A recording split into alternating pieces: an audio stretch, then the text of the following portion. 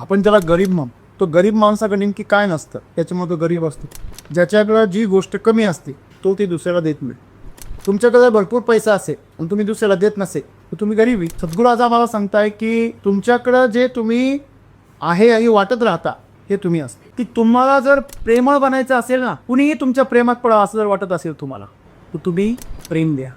तुम्हाला जर आनंद म्हणून तुमची ओळख बनवायची असेल, आनंद तुम्हाला आनंदी बनायचा असेल तर तुम्ही आनंद द्या. की तुम्ही नेहमी प्रेम असलं पाहिजे, तुम्ही नेहमी आनंदी असलं पाहिजे, तुम्ही नेहमी उत्साही असलं पाहिजे. मग तुमचा उत्साह जातो कुठे? कारण तुम्ही तो उत्साह, तो आनंद, ते प्रेम असं रोखून ठेवता, थांबून ठेवता. सद्गुरू असं सांगतात की तुमच्याकडे जर प्रेम देण्याची क्षमता आहे तर तुम्ही घृणा का देता, का द्वेष देता? कारण प्रेमामध्ये ताकद असते की ते तुम्हाला कोमल बनवतं, संवेदनशील बनवतं. प्रेम तुम्हाला आनंदी बनवतं. आनंदी माणूस हा समावेशी असतो. तो सतत काहीतरी शेअर करण्याच्या विचारामध्ये असतो. आनंदी माणसाला सतत वाटतं की माझा आनंद वाटावा. की आमच्या जीवनामध्ये प्रेम, आनंद आणि उत्साह हा आम्ही काय केला पाहिजे, वाटत आहे. आणि ज्यावेळेस तुम्ही वाटाल तो तुमचा गुणधर्म बनेल, तुमचा स्वभाव बनेल.